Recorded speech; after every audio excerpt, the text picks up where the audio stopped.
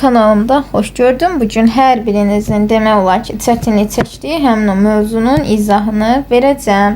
İngiltərə feodalizmdən qaldığımız yerdən davam edirik. Bundan əvvəlki videolarıma baxmamısınızsa, rəylər hissəsindən keçid edib baxa bilərsiniz. Mən testlərin hər birinin izahını verib ayrıca yükləyirəm kanala. Verilmiş xüsusiyyətlərin hər ikisi aiddir. Adından göründüyü kimi İngiltərənin işləyiri isə ən azından bilməliyik ki, İngiltərəyə aiddir. Ən azından üsul uşaqlar topluda vaxt itirməmək üçün. Və cəngavərlərdən qalxan pula adlı xüsusi haqq alınırdı. Bəli, bu elə İngiltərədir. 12-ci əsrdə hər bir azad adam, bax, azad adam birbaşa kral məhkəməsinə müraciət eləyə bilər. Tamamilə doğrudur, İngiltərə aiddir. Müqəddəs Roma imperiyası ümumiyyətlə belə bir şey yoxdur. Yəni, ümumiyyətlə burada gördüyünüz heç bir dövlətə aid deyil. Həmin bu xüsusiyyətləri istəsəniz dəftərinizə qeyd eləyərsiniz. İkinci sual.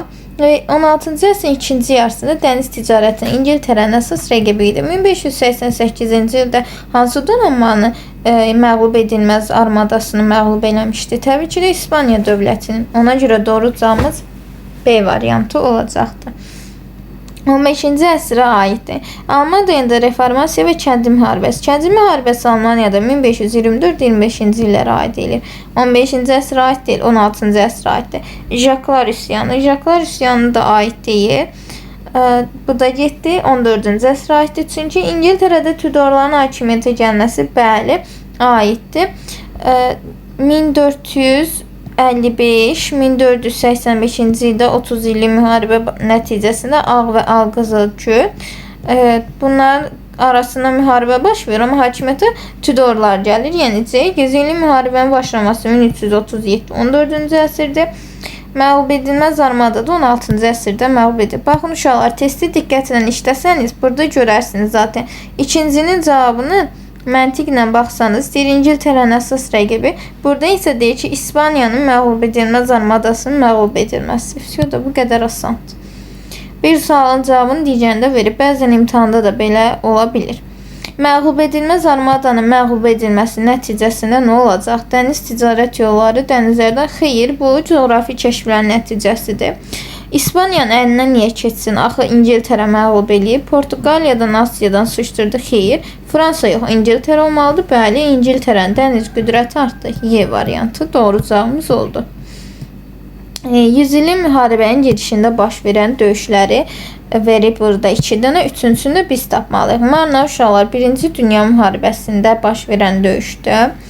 Ona görə C səhvdir. Hastings döyüşü də İngiltərə mərkəzləşdirilmiş dövlətin əsasını qoyan döyüşdür. 1066 səhvdir. Soissons dediyi ki, yaranmasına kömək olmuşdu Frank dövlətinin, yəni ondan əvvəldir, 476-da, daha doğrusu 86-da. Poltava döyüşü, xeyr, Poltava döyüşü də Rusla baş vermişdi.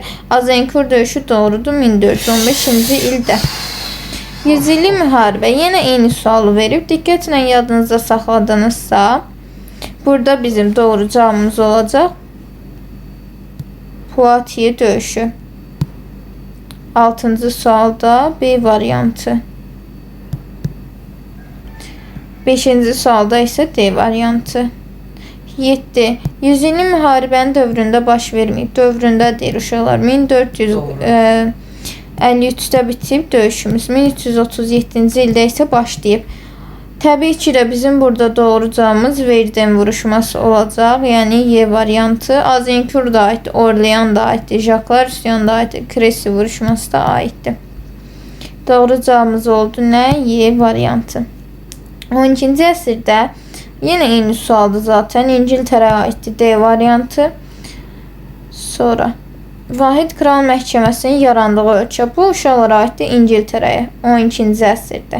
D variantı. Norman işğalının nəticəsində İngiltərə təbii ki də mərkəzləşmiş dövlətin əsasını qoyuldu. 1066. Hastings döyüşünün nəticəsi də verə bilər sizə. Y variantı olacaq. 11. Yenə eyni sualını verib. Deyir əsasını nə qoydu? Uşaqlar Norman işğalı. Burada da Y variantı. İkinci Henrixin islahat keçirməsinin nə əlaqəsi var ki, yəni islahat keçirib də. Stuartların hakimiyyətə gəlməsi də aid deyil. Bunlar gələndə artıq mərkəzləşmişdi. 100 illik müharibənin də əlaqəsi yoxdur. Əslinə dağılmışdı. İngiltərədə üsyanlar baş verirdi, kəndi üsyanları. 14-cü əsrdə də ümumiyyətlə bilirsiniz ki, 11-ci əsrdə qoyulub, 14-cü əsr nə əlaqə? Baş ştatların çağırılması da heç bir dəxli yoxdur. Bəyaz Adlılar Xartiyası üçün xarakterikdir. Burada 100 illik müharibənin dövründə imzalanması xeyir, A variantı aid deyil. Əhalinin bütün təbəqələri və məhdud hüquqları bu da aid deyil, səhvdir. 13-cü əsrdə baş vermiş üsyan nəticəsi, bəli, düzdür. Fransanın yox, İngiltərəyə aid idi. İngiltərə kralı 1-ci Wilhelm tərəfindən də imzalamamışdı. Doğru cavabımız elə C variantı olmuş oldu. İngiltərə kralı 2-ci Henrixin islahatına aid deyil, yəni səhvi tapmalıyıq. Qalxan pulu vergisini alırdı uşaqlar, bəli, düzdür. Hətta A variantı düzdür, yəni çıxıram. Kral hakimiyyətini gücləndirdi, bəli. Kral məhkəməsinin səlahiyyətlərinin artırılması.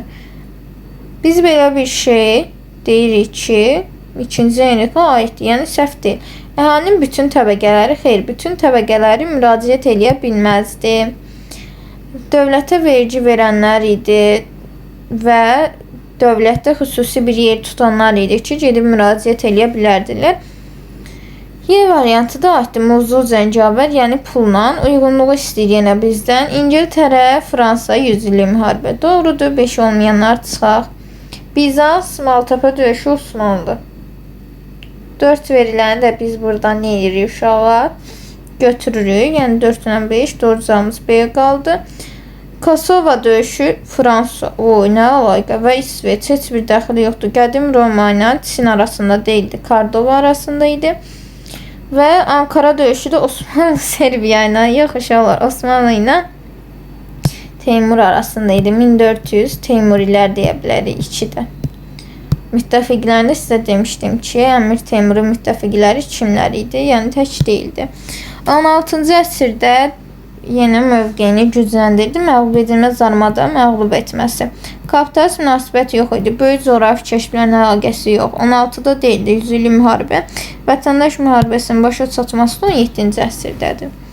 Və heç bir əlaqəsi yoxdur. Yenə eyni sual soruşur uşaqlar. Məğlub edilməz armada eyni ildə baş verir. Başlayaq ən axırınızda. Elə də o cavabımız 7 uşaqlar. Hər ikisi də 1066-dadır çünki. Amasya sülhü 1555-dir. Səfəvlərin paytaxtının Qəzvindən köçürülməsi, yəni Qəzvindən İsfahana. Bunda 1-ci Şah Abbas eləmişdi, də getdi. Tüccarların hakimiyyətə gəlməsi 85-dir. Mərv döyüşü 10-dur. Sonra Şah İsmailin hakimiyyətə gəlməsi 1501, reformasiyanın başlanması, xeyir, Səlcuqların rəvadiləri özünə tabe etməsi 1054, Katolik kilsəsinin parçalanması. Katolik kilsəsinin parçalanması, bu da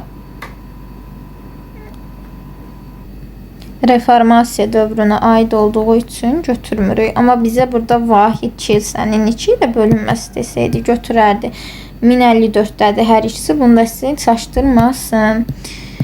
18, 18, 18. Tüccarların hakimiyyətə gəlməsi nəticəsində 100 illik müharibəyə son qoyulmayıb. Xeyr, 100 illik müharibəyə 1453-də son qoyulub. Tüccarların hakimiyyətə gəlməsi isə 85-dir. Lordlar Palatasının hüquqlarının ləğvi 1649-cu ilə aiddir. Mərkəzi hakimiyyət gücləndi. Götürə bilərikmi? Təbii ki də götürə bilərik C variantını. Mərkəzləşmiş dövlətdə də 1066 dedik. O Taler üsyanında 1381. Yəni doğru cavab C variantı. Səbəblərindən biri Ruslara qarşı amansız qanunların verilməsi. Bəli, səbəbi idi. Fransa yox, İngiltərə idi. Manufakturalarda təkimli kəndiləri yox, belə bir şey yoxdur. Cənnət qəbzləri dəxli yoxdur. Reformasiyada, yəni səhvdir. 20. Qəşəng geniş sualdır. Məhkəmə sahəsi, hərbi sahədə 2-ci Henrixin islahatlarını bizdən soruşur. Bütün əhali deyir, kral məhkəməsinə müraciət eləyə bilərdi. Bütün əhalinin müraciət eləyə bilməsini biz burada səhv götürəcəyik. Çünki dediyim kimi hər biri, mən demirəm, yəni kitab deyil, hər biri müraciət eləyə bilməzdi. Çıxdımı cavablarını? C-ni niyə çıxdı? Yox, uşaqlar, bir dənə burada şey çıxmalıyam mən. deyilən yeni çıxmalıyam. Səhv çıxmayın sizdə. Kral Məhkəməsinin səlahiyyəti genişləndirildi. Götürə bilərikmi? Götürəcəyik. Əlbəttə ki, genişləndirilmişdi. Muzlu cəngavərlər məhkəmə islahatına aid deyil. Cavabım qaldı ki, baxın, baron qoşunların sayı artırıldı. Xeyr, feodal qalxan pul adına xüsusi vergi qoydu. Bəli, orduya getmirdilər, amma onun yerinə pul ödeyirdilər. Azad əhaliyə silah saxlamaq qadağan edildi. Nə layıqə? Kəndini oradan qovdu deyənə onu qadağan eləyəsi deyil ki. İngiltərə ilə Fransanın 14-cü əsrin ikinci yarısının oxşar cəhəti. Uşaqlar, 14-cü əsrin ikinci yarısında yadınıza gəlsin ki, 100 illik müharibə dövrü idi. Yəni 1337-də başlamışdı, 1453-də bitmişdi. Yəni bunun da zəifləməsi, hakimiyyəti vahid dövlət olmaması, ayrılması, bunu belə bir şeylər, siyasi dağınıqlıq axtarmalıyıq variantlarda. Ayrı-ayrı təbəqələrin nümayəndələrin iştirak etdiyi hakimiyyət orqanı mövcud olması elə A düzdür. Məsələn, məhkəməni götürə bilərik. Bu niyə A variantı? Bütün ərazinin vahid dövlətə birləşdirməsinin başa çatması. Xeyr, Norman işğalına məruz qalan Fransa idi 11-ci əsrdə. Roma papasının vassalı elan olunmamışdılar. Mərkəzləşmiş dövlətin əsası da İngiltərədə 11-ci əsrdə idi. Elə cavabımız A variantı oldu. Eylerveninə əsasən göstərilən dövlətlər. Göstərilən dövlətlər xəritədə heç düşməyib əslində. Bura İngiltərə olmalıdır uşaqlar. Bu 2 ilə göstəriləndə Fransa. Biri İngiltərə götürək, 2-ni Fransa görək düz gələcək yəqin ki. Kral 2-ci Henrixin islahatlar keçirilməsi İngiltərəyə götürək birə A-nı. Bütün ölkə üçün vahid kral məhkəməsinin yaradılmasına başlaması. 12-ci əsr deyir özdə bizə uşaqlar. 12-ci əsrdə fikir verək. B deyilə gedir İngiltərəyə. Sonra ikinciyə xaç yürüşündə iştirak etməsi 12-ci əsrdə. Biz bunu hər ikisini ortacı həkim götürəcək. Uşaqlar ilə İngiltərə ilə Fransa oldu. Sonra mərkəzləşdirmə siyasətin başlanması Fransaya götürəcəyik. İlk parlamentin çağırılması xeyir, heç birinə götürməyəcəyik. Çünki birində 13-cü əsrdə, digərində 14-cü əsrdə çağırılmışdı ilk parlament. 11-ci əsrin birinci yarısına fərqi olaraq, ikinci yarısı və 12-ci əsrdə mərkəzləşmiş dövlətin əsası qoyuldu. Bəli, doğrudur A variantı. 1066. Sonra, zaten görürəm ki, B səhvdir. Kral hakimiyyəti mövcud idi. Bəs 11-ci əsrin birinci yarısında mən idarə edirdim dövləti. Ona görə B də səhvdir. Yəni, oxşarlıq təşkil. Hali əmlakı siyahıyandı, bəli. 2-ci Henrixin dövründə. Təhkimli kəndlər azad edildi 12-ci əsrdə. Belə bir şey var idi, ümumiyyətlə. Xeyr, vahid kral məhkəməsi yaradıldı. Vahid kral məhkəmənin yaradılmasını doğru cavab kimi götürəcəyik. Şəhərlər özünü idarə etmə hüququ qazandı. Xeyr. Niyə qazansın ki? Cavabımız oldu nə? Y variantı. Y variantı. İngiltərə Fransa A-nı deyir. Yəni İngiltərəyə təkcə aid olan bir şey götürməliyik. 14-cü əsrdə parlamentin çağırılması xeyir, Fransaya aiddir. Azincourt döyüşündə qalib gəlməsi. Azincourt döyüşündə qalib gəlməsi. Götürə bilərikmi? Götürərik. Niyə götürmürük? Elə B variantı. Xaç yürüşü də oxşardı. 14-də kənd üsyanı da oxşardı. 15-də deyildi. 11-ci əsr idi İngiltərədə. Alınan Alqızılgülün dövründə, yəni 1455-1485-də Azərbaycana Bayandurlu, yəni Ağqoyunlar hakimiyyətə gəldi. Bəli, 68-ci ildə mərkəzləşmiş dövlət yaranmayıb. Xeyr, Səfəvilər idi. Hərbi xidmət müqabilində soyurqal verilirdi. Bəli, düzdür. Osmanlı dövlətində paytaxt İstanbul şəhəri idi. Düzdür. A variantı düzdür, cavabım qaldı. Qanunnamə adlanan, bu da düzdür. 2-ci Mehmet Fatih yaratmışdı.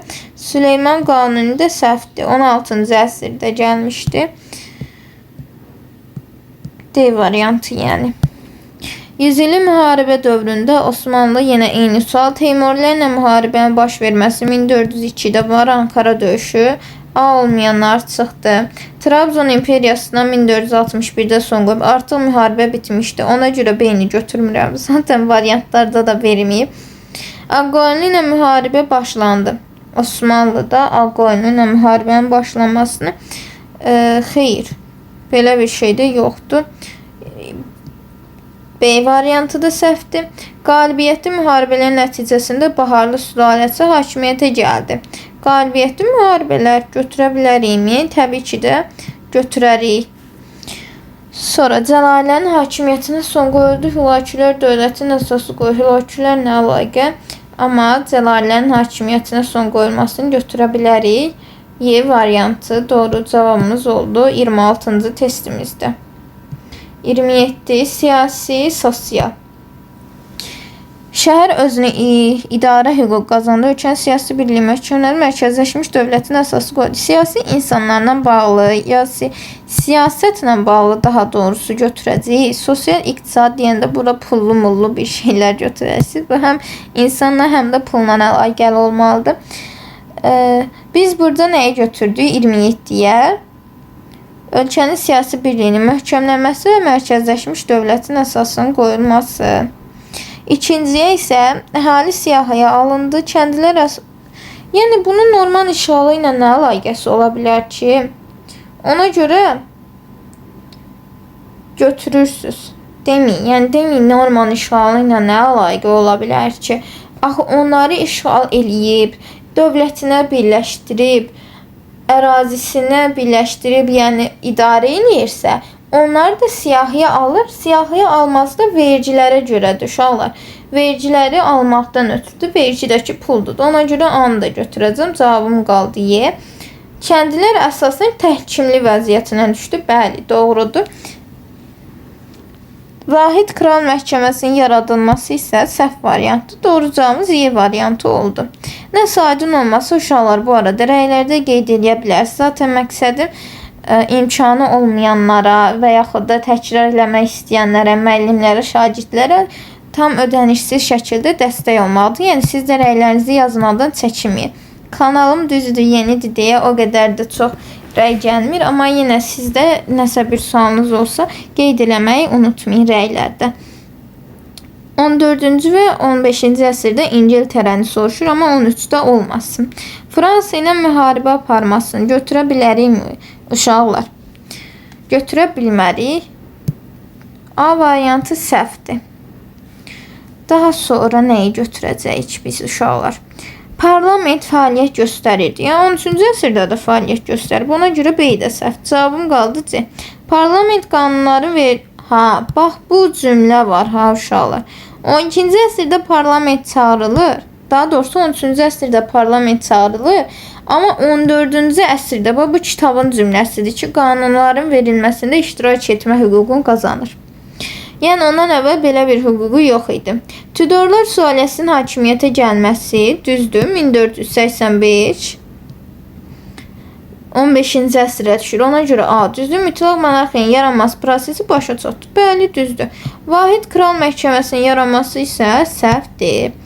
Doğru cavabımız elə oldu C variantı. Yenə uşaqlar burada xəritədə düşməyib, amma 1 İngiltərədir, 2 də Fransadır. Klasik feodalizm. Yadınızdadır, mən sizə hamısını dövrün yazmışdım və demişdim ki, əzbərləyin. 11-15-i soruşur bizdən. Yəni əsri. Əhalinin əksər təbəqəsinin təmsil olunduğu nümayəndəli orqan, yəni məhkəmə. Biz bunu nəyə götürəcəyik uşaqlar? Oxşara.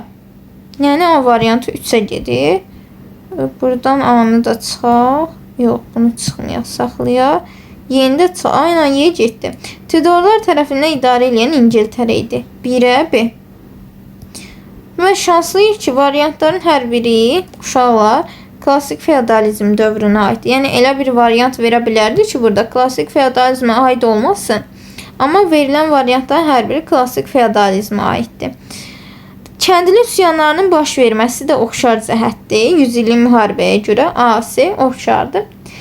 Xaçlı yürüşlərində iştirak etməsi də oxşardır. Üçüncüdə iştirak ediblər. Cavabımız qaldı B. Kresi döyüşündə məğlub olması da aid oldu Fransaya. Qalib gələn axı İngiltərə idi. Cavab uşaqlar gözünüzü qorxutmasın. Oxşarlı seçməklə başlayırsınız. Xaçı yürüyüşündə iştirak etməsi təbii ki də hər üçünün oxşarlığı olar. 4-ə gedər. A olmayanları çıxarım. 1356 Poitiers-də məğlub olması hansına gedər? Fransaya. Bəli. Qaldı cavabım A variantı. 2-yə baxıram.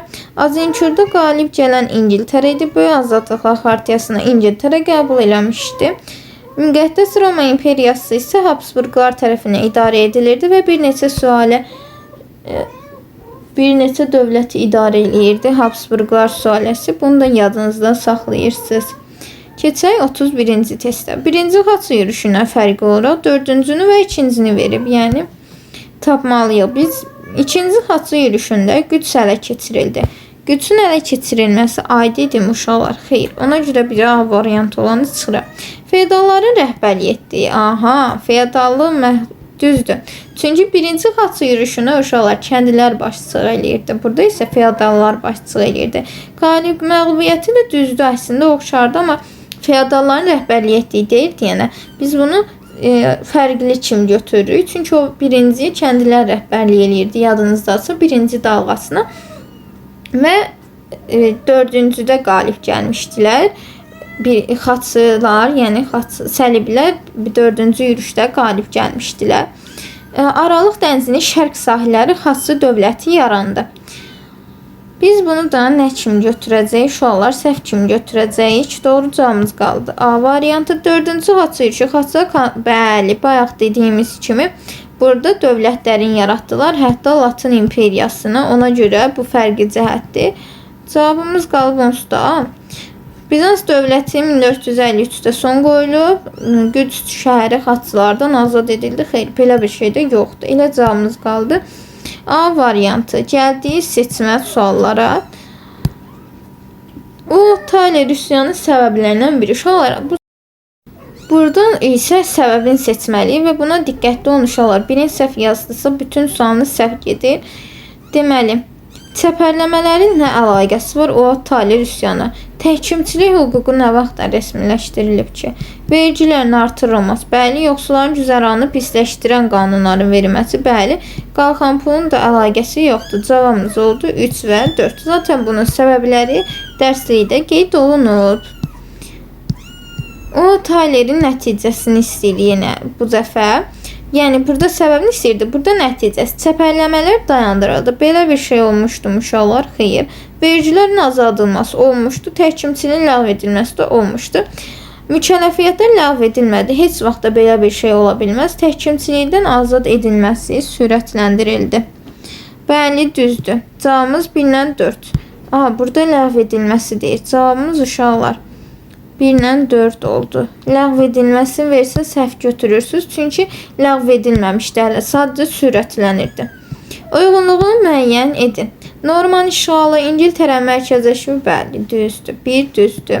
Kral 2. Henrik Vahid Kral Məhkəməsinin yaranmağa başlanması. Düzdür bu da. Azinkurda xeyr, səhvdir. İngiltərə ilk parlamentin çağırması Roma papasının nə əlaqə? Cavabımız elə 1-dən 2 uşaqlar. Doğru cavabımız 1-2 olacaq. Uyğunluğu müəyyən edin. Deməli, biz burada düzləri tapmalıyıq. İngiltərə 13-cü əsrdə kral vassalı elan etdi. O Taler yox. Belə bir şey yoxdur. Ümumiyyətlə, o Taler belə 14-cü əsrdədir. Bir səhvdir. Böyük Azadlıqlar Xartiyası şəhərlərə və azad kəndlilərə məhdud hüquqlar verildi. Bəli, düzdür. Nəticəsində İngiltərə kralının ordusu məğlub edildi. Bəli, 2. Henrikin iqtisadları əhali və əmlakı siyahıya alındı. Doğru cavabımız oldu 2 və 3. 17-ci əsrin birinci yarısına aid olan Şimali Afrikada ilk koloniyaların salınması aid olar. Bəli, uşaqlar aiddir. 1603-də, 13-də idi. Rusiyada yeni sülalənin hakimiyyətə gəlməsi. Rusiyada yeni sülalə hakimiyyətə gəlməyib həmin dövrdə desək səhv olar. Çünki biz burada deyəcəyik ki, hakimiyyətə yeni bir sülalə gəlmişdi. və bunu rəylərdə yazsanız daha yaxşı olar. Görüm kimlər düz tapacaq. Həmin sülalənin adını, Rusiyada yeni sülaləni, hansı ki 17-ci əsrdə hakimiyyətə gəlib, onun sülalənin adını yazsanız yaxşı olar. Yenə error verdi PDF. Şimal müharibəsi 1700-də başlayıb, ona görə aid deyil. 1721-də isə sona çatıb. Osmanlı dövlətində Lalə dövrü, bəli, aid ola bilməz. Lalə dövrü 18-ci əsrə aiddir. Səfəvi İngiltərə arasında müqavilə, bəli, əbədi dostluq müqaviləsi idi. Əbədi dostluq. Bu da Stuartlara düşür. 1-ci Şah Abbasına.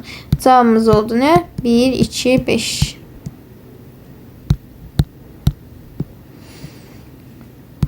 İngiltərənin 11-16-cı əsrlərinə aiddir. 11-16. Tarixdə ilk dəfə deyirsə getdi 2-nin dalıyca 1. 3-cü Haçlı yürüşündə fəal iştirak etmişdi. Bəli, aiddir bu 13-cü əsrə. Habsburqlar sülaləsi tərəfindən idarə olunmuşdu. Bəli, aid ola bilməz. Habsburqlar sülaləsi İngiltərəni idarə eləmirdi. 11-15-də biz bura deyə bilərik ki, Tudorlar var idi. 15-ci əsrdən hakimiyyətə gəlmişdilər. Ondan sonra da Stuartlar deyə bilərim. Reformasiyada kralın başçılıq etdiyi kilsə yaranmışdı. Bəli, düzdür. 100 illik müharibədə məğlub olmuşdu. Bu da düzdür. Çünki Fransa qalib gəlmişdi. İngiltərə məğlub olmuşdu. Xronologiya 1066, 1337, 1429, İngiltərə 1265. Düzəndə də 1, 4, 2, 3 olur. 1381, 1381, 1302, 1453, 1485. 2, 1, 4, 3.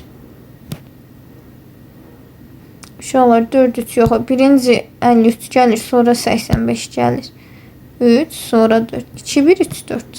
Yenə İngiltərə, Fransa. Yenə nə istəyir? Uyğunluq istəyir. Baxa görək. Heç birinə getmir. Heç bir müstəqil əmrliyə parçalanmayıb. 11-ci əsrdə İngiltərədə mərkəzləşmiş dövlətin əsası qoyulub. 12-ci əsrdə Vahid Kral Məhkəməsi İngiltərədə yaranıb. 100 illik müharibədə qalib gələn Fransa idi. Məğlub edilməz armadaya sahib olması da İspaniyadır. Bu da heç birində yoxdur. BS idi. Bugünkü izahımız İngiltərə mövzusundan, tarixin, yəni test toplusundan idi. Uşaqlar, hər hansı bir mövzunun izahını gəlməsini istəyirsinizsə, rəylər hissəsinə qeyd eləyərsiniz. Vaxtım olduqca çəkib atacağım. Amma sizlərdən də bir xahişim var ki, rəy yazın, videonu bəyənin və paylaşın ki, daha çoxunun qarşısına çıxsın videolar, daha çox izlənmə alsın, daha çox insan faydalansın. Yəni, mənim də sizdən istəyim bundan ibarətdir. Eləsəniz çox sevinərəm, eləməsəniz də canınız sağ olsun.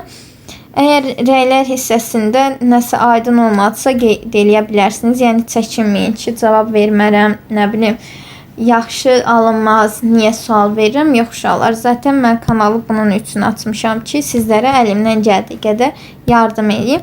Əgər ödənişli dərslərimizə də qoşulmaq istəsəniz, bu nömrə ilə əlaqə saxlaya bilərsiniz.